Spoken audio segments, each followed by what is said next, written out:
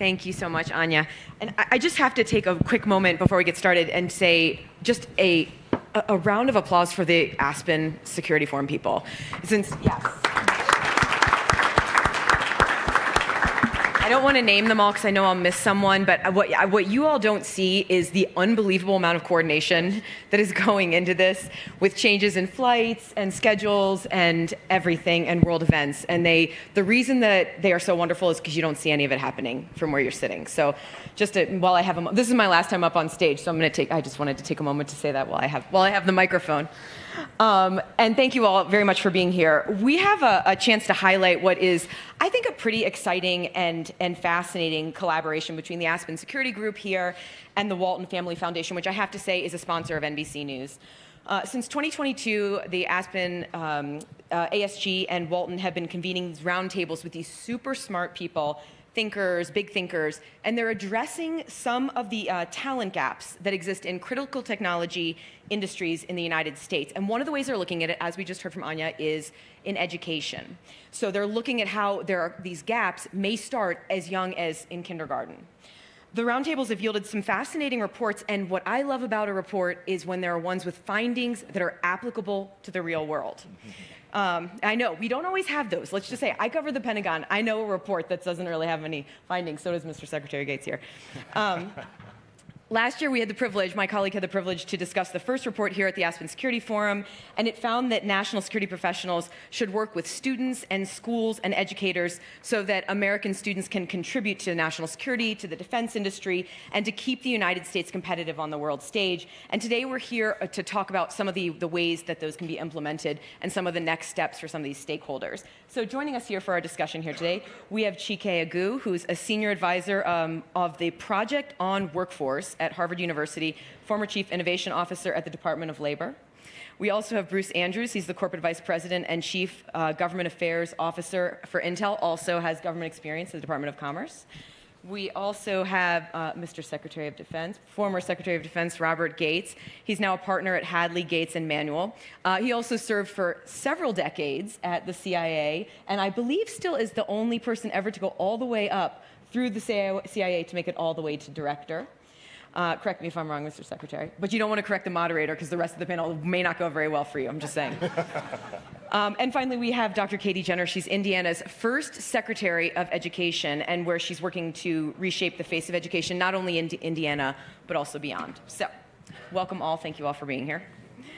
So the U.S. spends billions of dollars every single year to stay competitive and to be a global leader in technology and technological innovation. But the question that we want to ask here today, and hopefully get some answers to, is, are U.S. schools actually preparing students to move into these future jobs, and so that would actually potentially keep the U.S. competitive in technological innovation? And specifically, are they working at it in some of the earliest stages of education, like in K through 12? Because these are the sorts of jobs that can actually impact national security and readiness for the U.S. So I want to start with a question for the entire panel here. Do you believe the current educational system in the U.S. is creating opportunities and pathways as early as K through 12, the earliest stages of education, to move students into the workforce and be ready for the jobs of the future? And I'm just going to throw that out to whoever wants to catch it. Chike, I'm looking at you. First of all, thank you so much to my fellow panelists, to Aspen, and particularly the organizers of this. Again, there's so much that you don't see, and they've really kind of made this work, so just thank you to them. The question is, or the answer, I think, to the question is not for everyone. I think, which has sadly been the case for too long, the education system is a very wide bell curve in terms of, not in terms of the quality of the students, but in terms of the quality of the education that they receive. And I think the reason that matters is that, and I throw this statistic out a lot, which is I have a younger brother. He's about 8 years younger than I am. He graduated high school in 2009. That was the largest graduating high school class in American history. Demographically, it simply won't be that large again. And so as we think about how this ripples through all these sectors that we need workers in, there are implications. The main implication is that we don't have students, we don't have Americans to waste. And if there are students that we are not giving the education that prepares them for the future, actually exposes them to that workplace as early as possible, we are leaving our future workers on the table today. And one thing that I say to a lot of companies who I get to spend time with is I say, Understand all the fancy graduates of MIT, Harvard, Stanford, you've hired them already. Therefore, you're going to need to look and recruit in communities that you haven't before, and many of those communities are ones that they're not getting the education that they need to serve in the sectors that are going to make this country competitive and safe in the future. So I think the answer is not for everyone, and that actually is a huge problem for a lot of the questions that I think we've been discussing today. I would push that a little bit and say not for most. I think we are not moving fast enough as a country in terms of making sure all of our children have the foundations in reading and STEM. You look no further than the NAEP data, or you could dig more deeply and probably lose sleep at night if you do. We have a lot of work to do in the space of K-12. The other thing I know we'll talk about is we also must urgently rethink high school in America. It has been the same in our country for about 100 years, and we are out of date. It's time to move in that space. Sure. Let me speak from the employer standpoint, which is, look, we are competing globally, and there are two major challenges we have. One is just the cost differential between manufacturing in Asia, but another is talent. And for us, Intel, we're doing about over $100 billion of investment in the United States in the next 5 years. But in order to have the employees to fill the fabs that we're building, we really, really need to see the education system improve. Because if you walk onto one of our factory floors, you have everything from high school and community college graduates all the way up to people with master's and PhD and everything in between. And so having the talent and having people that are able to do those jobs is super important to us. And the amount of our own money we spend right now and work with local education institutions and with other organizations to do that training is significant. So having a better K through 12 system where kids both come better prepared, but also you mentioned STEM education, which is critically important, not only for us as an employer, but also for the U.S. to be competitive. Mr. Secretary? I would just say that I think we have to understand, and I like the idea of sort of rethinking high school, because we're going to need to meet the demand for the kind of tech workers that companies are hiring. We are going to need a lot of young people who do not go to college, a lot of young people who have technical skills, and that is possible. We have a very high-tech firm that employs a couple of thousand people up where I live, and they've just opened a new plant. They do classified work for the Department of Defense, for a variety of other organizations. 75% of their workforce do not have college degrees, but they're making between $100,000 and $200,000 a year in high-tech jobs because they've been trained. So back to the military. My brother's was a high school principal for many years. My wife is the sponsor of a nuclear attack submarine, the USS Missouri, and on the tour of that boat, my brother was blown away by 18-year-old sailors in the technical elements of that boat who understood the technology, who had mastered the technology, and who were doing extremely high-tech work.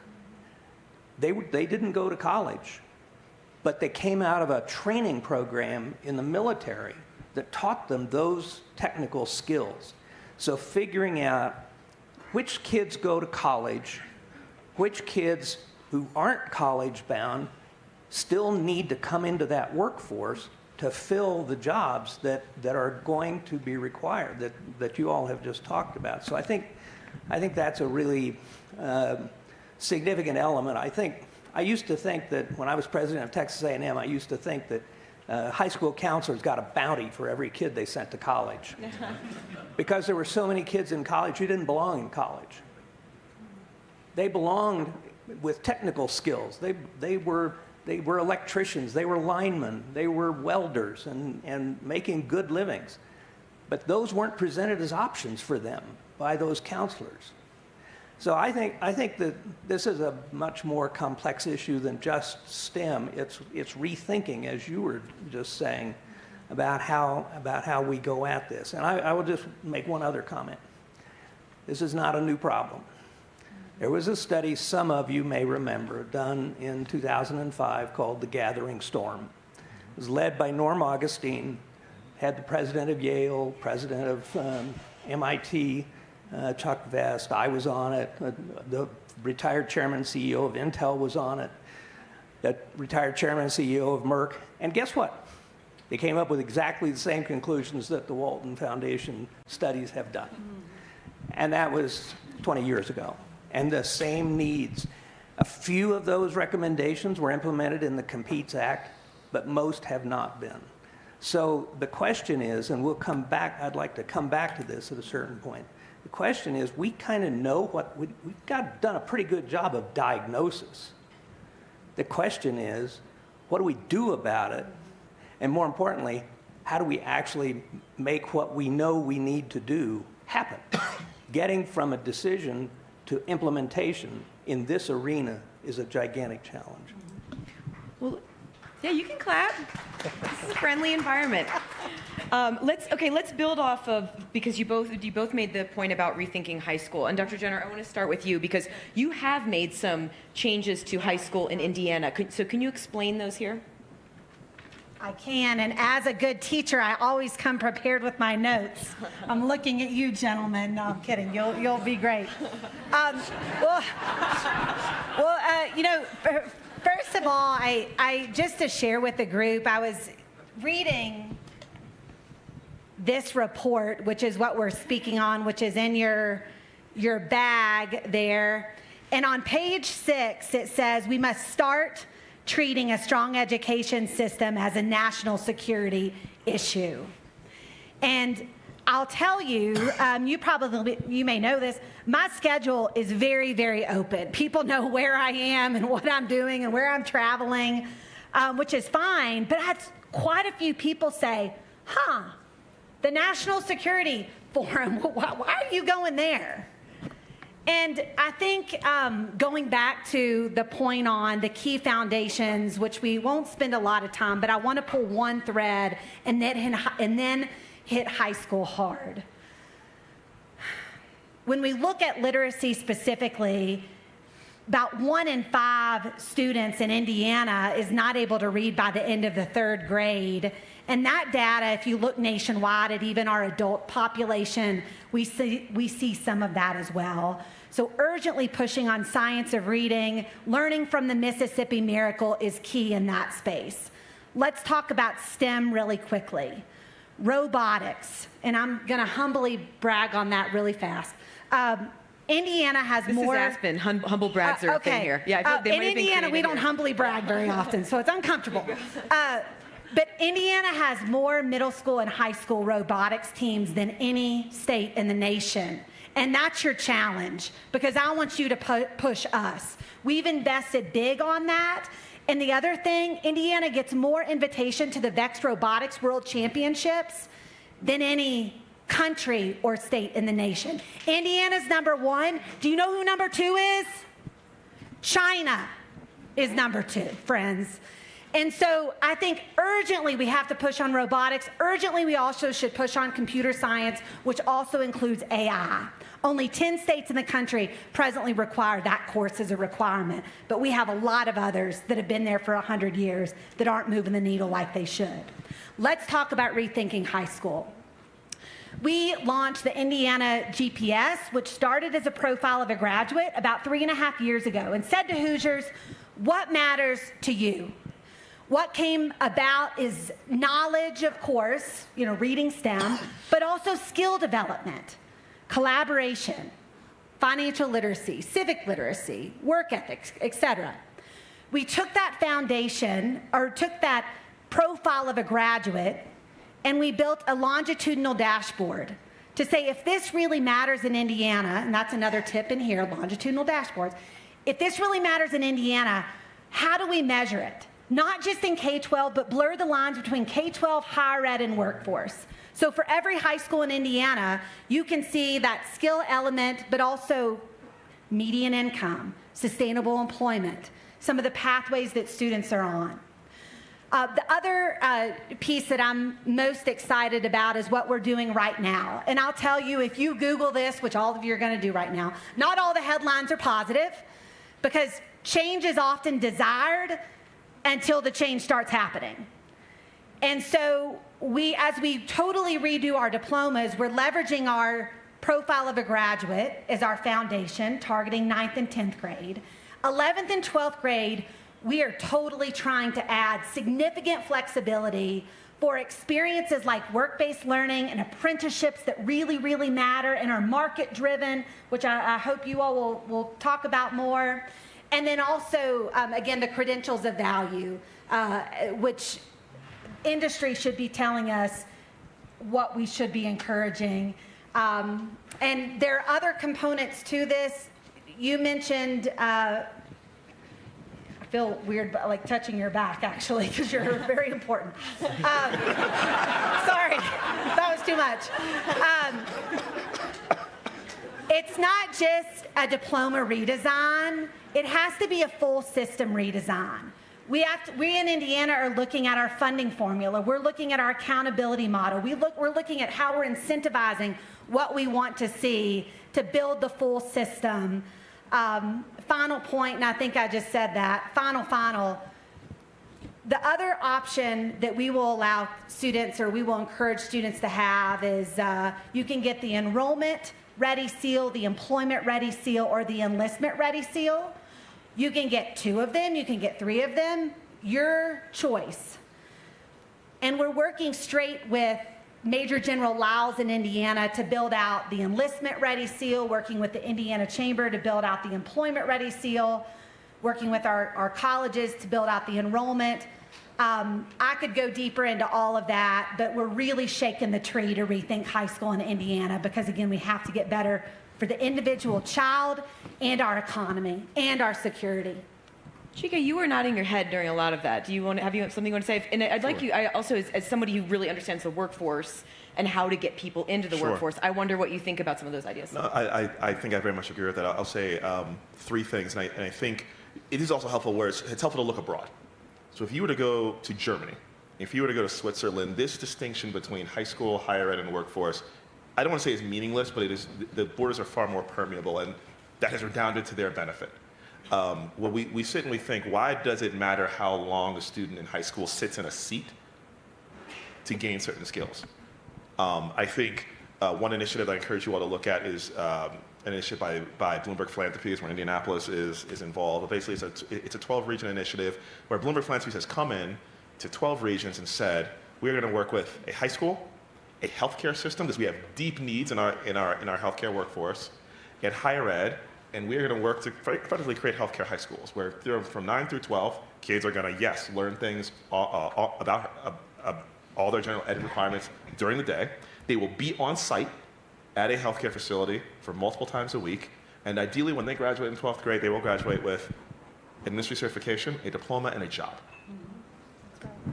There is no reason that there should not be semiconductor high schools, or that there cannot be Intel high schools. I'm from the state of Maryland, where cybersecurity is very important to us, partially because the NSA is right down the road from us. Something that they've always been very prescient on is that they have been going into Baltimore City high schools for decades to go get interns, and the issue is they just can't feed enough of that supply, because partially the question is, well, how is a kid going to meet their seat requirements for high school if they're on site at the NSA, which frankly probably is going to matter more for their career if they want to make a career there.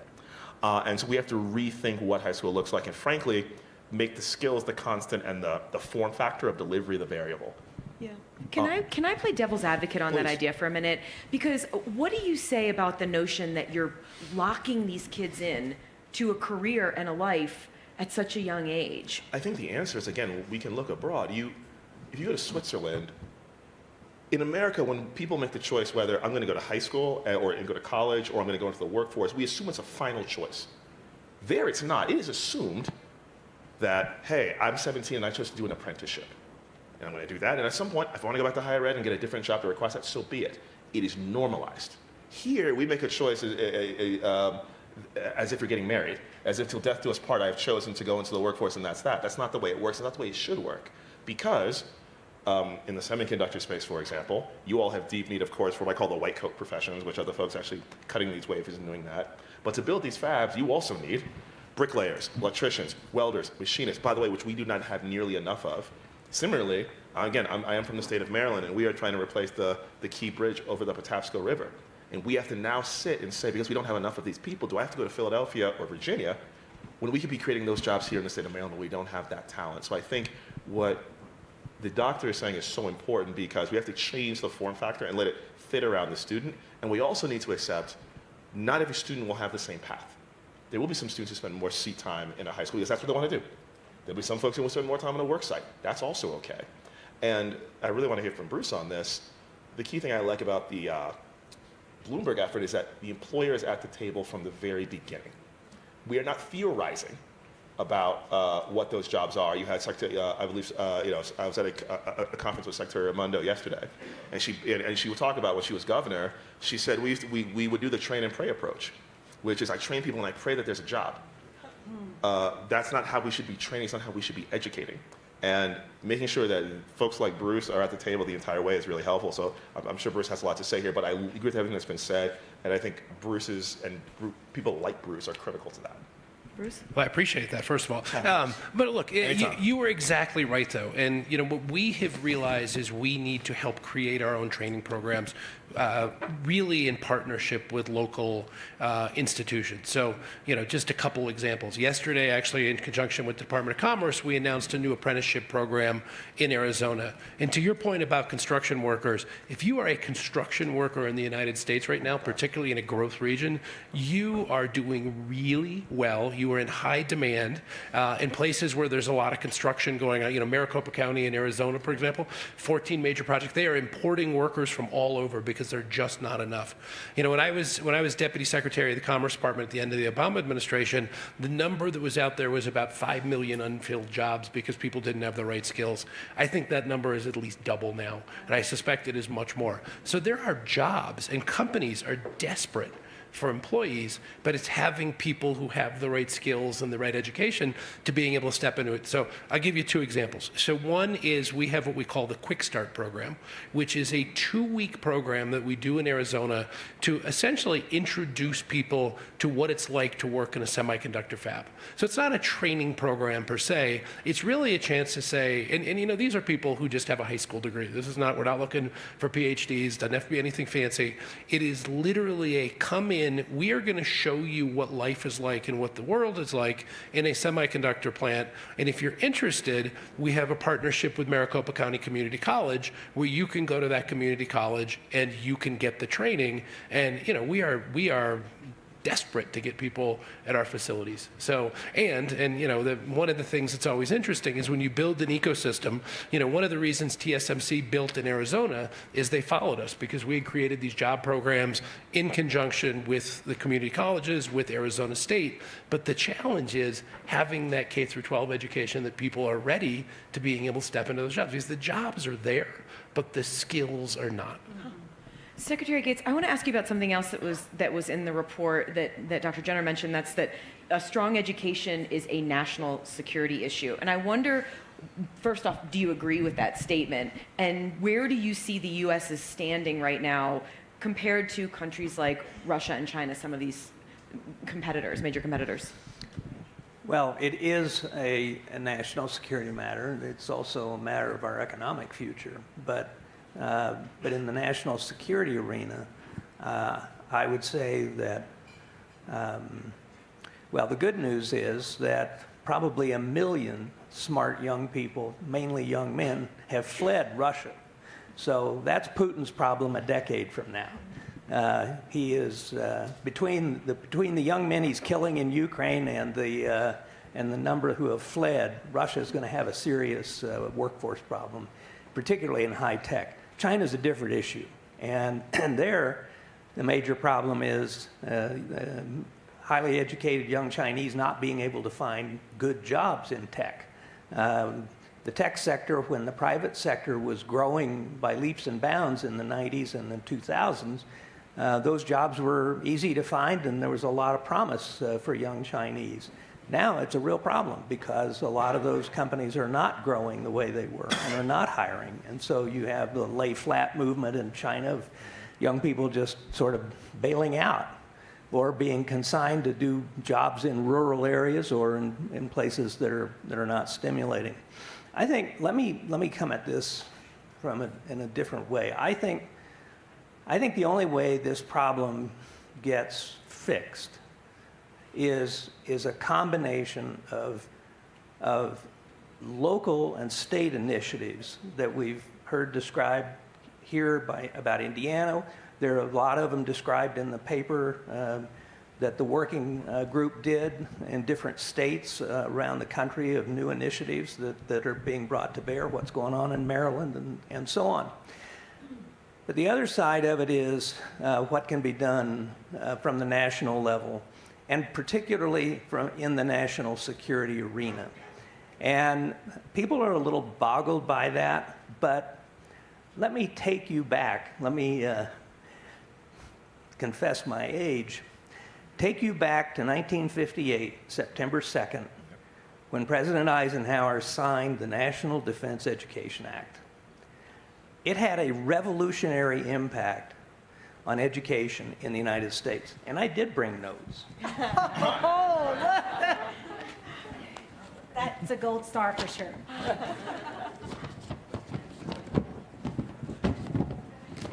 And I'll just read briefly what the NDEA did and compare it to the recommendations of the working group study that you have in your packet. Specific provisions for scholarships and loans to students in higher education, loans to students preparing to be teachers, and to those who showed promise in curricular areas of mathematics, science, engineering, and modern foreign languages, grants to states for programs in mathematics, science, and modern foreign languages in public schools, the establishment of centers to expand and improve teaching in specific areas, help graduate students, including fellowships for doctoral students to prepare them to be professors at institutions of higher learning, assistance for the improvement of guidance counseling and testing programs, provisions for research and experimentation in the use of television, radio, motion pictures, and related media for educational purposes, and the improvement of statistical services at the state level. It's almost an overlay of the recommendations of the panel. That was 1958. It was enacted into law, and it revolutionized education in the United States. Not only higher education, but K through 12. I was in high school then, and that's when honors programs that later became AP programs came into effect. So for members of Congress or the media or others who are in here and think about what could be done legislatively at the national level with respect to national security, you could do a hell of a lot worse than go back and take a look at the NDEA. I went to the Russian and East European Institute at Indiana University on an NDEA loan. And it really made a difference at the high school level, at K through 12, and at the national level. So if you want to figure out a way to actually implement some of these things with the national security imprimatur, and what goes with that in the Congress in particular, in the public, go back to 1958. I would add this. The Department of Defense has been involved in supporting educational programs forever. Virtually all Chinese and Soviet studies in the United States were funded by CIA over the years, over decades. I started the Minerva program in the Department of Defense, working with a number of different universities and providing money. So for those who say there's no business of national defense in education, people who say that are unaware of the actual history that exists here, but also precedents that can be used to good advantage that supplement, don't supplant, but supplement the initiatives that are taking place at the local level. So it sounds like what we're talking about here is the need for federal incentives for programs, right? Would you agree? Is that what you all think? I throw that to anyone. Well, my view would be I would let the states have their own initiatives. I wouldn't have the federal government try and get down to the local level in terms of, what they did was provide, what NDEA did was provide the resources and provided grants to states that were then used and applied by the states. I think you run into a huge political problem if you have the federal government start trying to tell the states how to arrange their curriculums. We had a little experience with that a couple of decades ago, and it didn't go well. So I think it's kind of a push me, pull you. You have the local and state initiatives, but then you also have the national initiative. And the impetus for the NDEA was Sputnik. Mm-hmm. And I mean, that was it. It scared the hell out of everybody in the country because all of a sudden the Soviets were ahead of us. There is a lot of worry in this country expressed by these gentlemen and many others about where we are competitively with the people that we're going to need to be competitive both militarily and economically as we go through the next decade or two. And those are the areas that we need to use, in effect, to galvanize attention at the national level. Is we face challenges from abroad, both economically and militarily, we have not faced in many decades. And maybe that can serve as the same kind of a spark that Sputnik did in 1957. And another recent spark, and I echo, I'd like the federal government to stay out of our way and let us run and sprint ahead. But the Chips and Science Act was actually helpful in Indiana. We won, we had a big team that worked on this, but we've won in microelectronics and biotech, and then separately in a different area in hydrogen.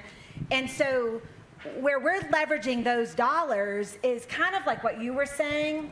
The Swiss system is very, very interesting because of the permeability and because the way that they have scaled it to 70% of their students in Switzerland is because they have industry leaders and educators at the same table battling it out on what is the curriculum, what is the assessment to affirm your learning, and then of course that job connectedness, that talent pipeline. But specifically in Indiana, where the Chips and Science Act has helped us is like with microelectronics and biotech, that's exactly what we're doing. We've learned from others, we've learned from them. We're pulling together industry educators, building out the curriculum, building out the assessment, but it's all developed around apprenticeships. We're building out apprenticeships for our students in Indiana in these areas. I think your example was excellent, but what a lot of our industry leaders are sharing is the one-off schools calling a business saying, can you partner, can you partner, can you partner, is wearing out our business and industry. And then the schools don't have time to do it either. So that systematic development, sometimes it involves an intermediary helping to develop that. But that is one way that the federal government has helped us move it forward. One thing, the report also identifies some gaps. It identifies 6 actually specific sectors that have major talent gaps. All technology and based artificial intelligence, quantum computing, semiconductors, 5-6G technology, and biotechnology. So I wonder, and Chike, you've been nodding your head a lot over there. I wonder if you, are you finding that, and to Bruce, I actually want to ask you this as well, if you're finding talent, enough talent in those areas to come into private industry, and I wonder, Chike, if you can say how you think the U.S. can be better prepared. You've thrown out some of those ideas already. Bruce. Sure. Well, the short answer is no, right? Because 2 things. One is the system, so starting with K through 12, working up through our community colleges, graduate schools, are not churning out enough engineers. We're not churning out enough computer scientists.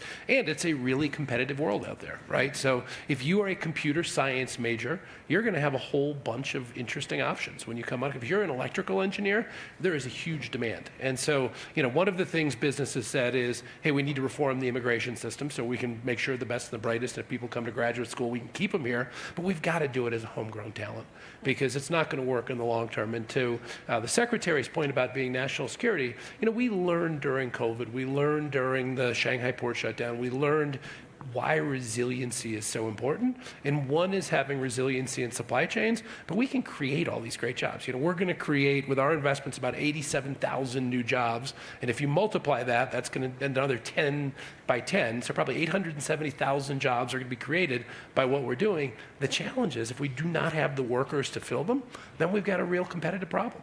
And so having these systems set up, and what you said is really important, which is we've gone and created programs with community colleges, with universities ourselves, but if there was a way that we didn't have to do all the work, and the intermediaries were mentioned, which is really important, but having a system that we don't just have to create it ourselves in partnerships with the schools would be remarkably helpful. Yeah. No, I think we lack for a system.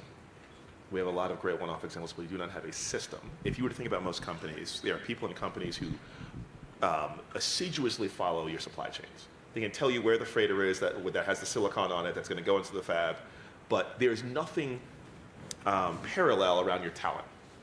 Most companies don't have that level of granularity on where am I going to pipe in the talent. I encourage you to look at a paper written by Joe Fuller from Harvard Business School and Matt Siegelman from Burning Glass Institute on creating a talent supply chain. We don't have that at scale anywhere, in any company, in any country, or any community. I think the other thing I'll say is when you look at some of the gaps that are made in the report, one of the things to think about in remembering a lot of these emerging technologies is there's a mix of technical skills, what I call, again, those white coat professions, and also, frankly, what we call skill technical workforce. So let's take quantum computing.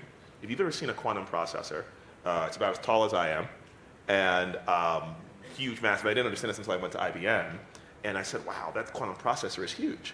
And they said, no, it's not actually.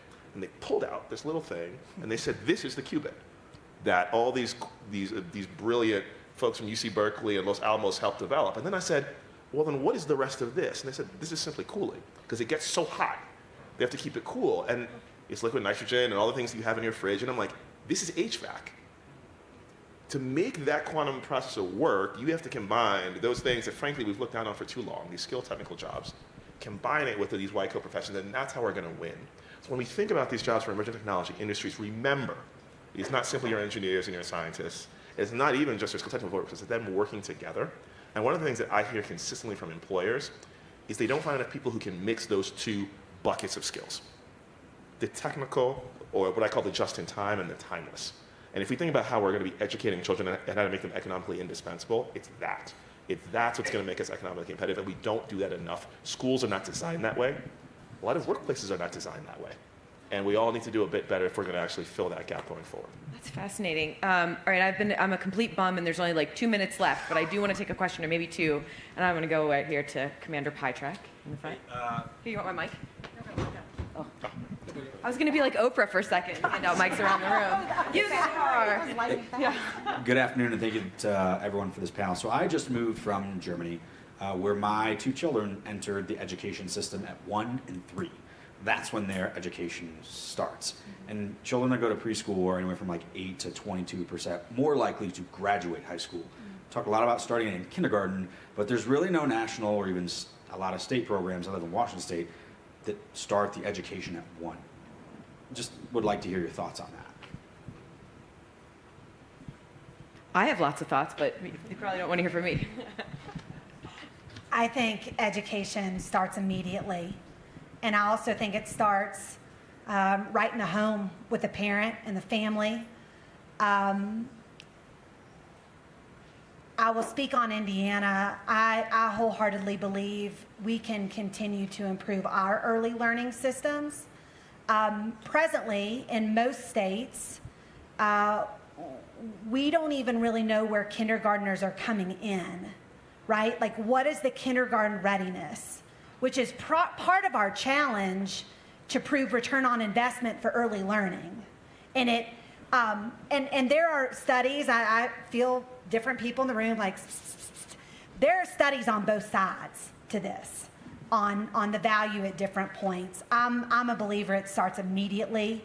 The earlier we can begin to support our learners, we should. And that also, to your point, that's where a lot of the skill development occurs. and being able to be around, I'm not going to touch her back again, but being able to be around people comfortably is like a major thing that most kindergarten teachers will tell you. Correct. Some kids don't know how to socialize.